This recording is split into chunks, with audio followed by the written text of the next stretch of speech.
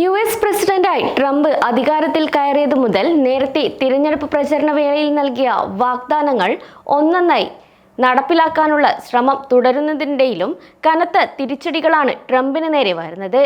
ഓരോ പദ്ധതിയും നടപ്പിലാക്കാനുള്ള നടപടികളിലേക്ക് കടക്കുമ്പോൾ അതിനേക്കാൾ വലിയ തിരിച്ചടികളാണ് മറ്റു രാജ്യങ്ങളിൽ നിന്നും വരുന്നതും. ഇതിനിടയിലാണ് അമേരിക്കൻ ഉൽപ്പന്നങ്ങൾക്ക് തീരുവ ചുമത്തുന്ന രാജ്യങ്ങളുമായി ട്രംപ് വ്യാപാര സംഘർഷങ്ങൾക്ക് പദ്ധതിയിടുന്നത്.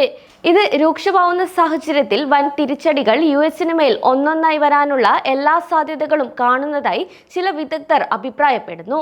എന്നാൽ ട്രംപ് വ്യാപാര സംഘർഷങ്ങൾ രൂക്ഷമാവുന്ന സാഹചര്യത്തിൽ പരസ്പര താരിഫുകൾ നടപ്പാക്കാൻ യു.എസ്. പദ്ധതിയിടുന്നു എന്ന വാർത്തയാണ് ഇപ്പോൾ പുറത്തു വരുന്നത്. അമേരിക്കൻ ഇറക്കുമതിക്ക് തീരുവ ചുമത്തുന്ന എല്ലാ രാജ്യങ്ങൾക്കുമേൽ ഏർപ്പെടുത്തിയ പരസ്പര താരിഫുകൾക്കുള്ള പദ്ധതികൾക്ക് ട്രംപിന്റെ വ്യാപാര ഉപദേഷ്ടാക്കൾ അന്തിമരൂപം നൽകിയിരുന്നു.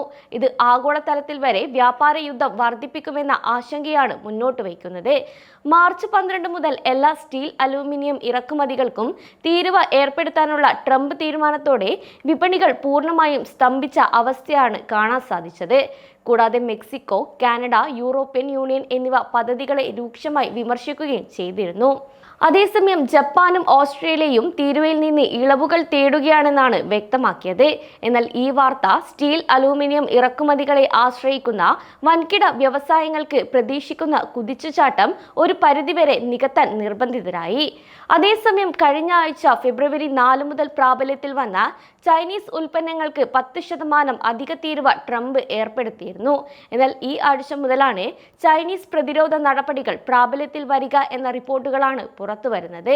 കൂടാതെ യു.എസ്. അതിർത്തികൾ സുരക്ഷിതമാക്കുന്നതിനും ഫെന്റനൈലിന്റെ ഒഴുക്ക് തടയുന്നതിനുമുള്ള നടപടികളെക്കുറിച്ചുള്ള ചർച്ചകൾ അനുവദിക്കുന്നതിനായി മെക്സിക്കോയിൽ നിന്നും കാനഡയിൽ നിന്നുമുള്ള സാധനങ്ങൾക്ക് 25% തീരുവ മാർച്ച് 4 വരെ ഒരു മാസത്തേക്ക് അദ്ദേഹം വൈകിപ്പിച്ചു എന്ന വാർത്തകളും ചില ആളുകളിൽ ആശങ്കകൾക്ക് ആക്കം കൂട്ടിയിട്ടുണ്ട്.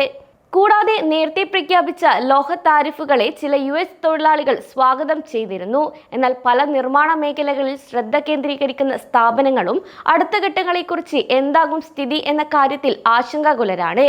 താരിഫ് വർധനവ് വിതരണ ശൃംഖലകളിലുടനീളം പ്രതിഫലിക്കുമെന്നും ഇത് ലോഹവസ്തുക്കളെ ആശ്രയിക്കുന്ന എല്ലാ ബിസിനസ്സുകളെയും ബാധിക്കുമെന്നും നേരത്തെ മുന്നറിയിപ്പ് നൽകിയതുകൊണ്ട് തന്നെ പറഞ്ഞ കാര്യങ്ങൾ തന്നെ നടക്കും, അതിൽ നിന്ന് മാറ്റങ്ങളൊന്നും പ്രതീക്ഷിക്കേണ്ട എന്നാണ് വിദഗ്ധർ അഭിപ്രായപ്പെടുന്നത്. എന്നാൽ അടുത്ത താരിഫ് നിരക്ക് നിശ്ചയിക്കുന്ന സമയക്രമം സംബന്ധിച്ചും ഘടനയെക്കുറിച്ചും വൈറ്റ് ഹൗസ് ഉദ്യോഗസ്ഥർക്ക് മൗനം പാലിക്കേണ്ടതായാണ് വന്നത്. എന്നാൽ ഈ ആഴ്ച അവസാനത്തോടെ പ്രഖ്യാപനം ഉണ്ടാകാനും ഉണ്ടാകാതിരിക്കാനും സാധ്യതയുണ്ടെന്നാണ് ചില മാധ്യമങ്ങൾ റിപ്പോർട്ട് ചെയ്തിട്ടുള്ളത്. അതേസമയം യു.എസ്. ഉൽപ്പന്നങ്ങൾക്ക് തീരുവ ചുമത്തുന്ന എല്ലാ രാജ്യങ്ങൾക്കും അടുത്ത 2 ദിവസത്തിനുള്ളിൽ പരസ്പര താരിഫ് പ്രഖ്യാപിക്കുമെന്ന് ട്രംപ് നേരത്തെ പറഞ്ഞിരുന്നു. കാറുകൾ, സെമി കണ്ടക്ടറുകൾ, ഫാർമസ്യൂട്ടിക്കൽസ് എന്നിവയ്ക്ക് പ്രത്യേക താരിഫ് ഏർപ്പെടുത്തുന്നതിനെക്കുറിച്ച് ആലോചിക്കുന്നുണ്ടെന്നായിരുന്നു അദ്ദേഹം വ്യക്തമാക്കിയിരുന്നത്. എന്നാൽ ട്രംപ് ആഗ്രഹിക്കുന്ന പരസ്പര താരിഫുകളുടെ ഘടന അദ്ദേഹത്തിന്റെ ടീമിനെ വലിയ വെല്ലുവിളികൾ ഉയർത്തുന്നുവെന്നാണ് വ്യാപാര വിദഗ്ധരുടെ പൊതുവെയുള്ള വിലയിരുത്തൽ. ഇത് തന്നെയാണ് ചൊവ്വാഴ്ച ഏറ്റവും പുതിയ തീരുവകൾ പ്രഖ്യാപിക്കാത്തതിന്റെ കാരണമെന്നാണ് പലരുടെയും അഭിപ്രായവും. ട്രംപ് ഭരണകൂടത്തിന് കൂടുതൽ എളുപ്പത്തിൽ നടപ്പിലാക്കാൻ കഴിയുന്ന 10% അല്ലെങ്കിൽ 20% താരിഫ് നിരക്ക് അല്ലെങ്കിൽ പരസ്പരം രാജ്യത്തിന്റെ നിരക്കുകളുമായി യു.എസ്. താരിഫുകൾ പൊരുത്തപ്പെടുന്ന പ്രത്യേക താരിഫ് ഷെഡ്യൂളുകൾ ആവശ്യമായി വരുന്ന ഒരു ക്രമരഹിതമായ സമീപനം തിരഞ്ഞെടുക്കാമെന്ന് centre for strategic and international സ്റ്റഡീസിലെ സീനിയർ ഫെലോ വില്യം റേഞ്ച് അഭിപ്രായപ്പെട്ടു.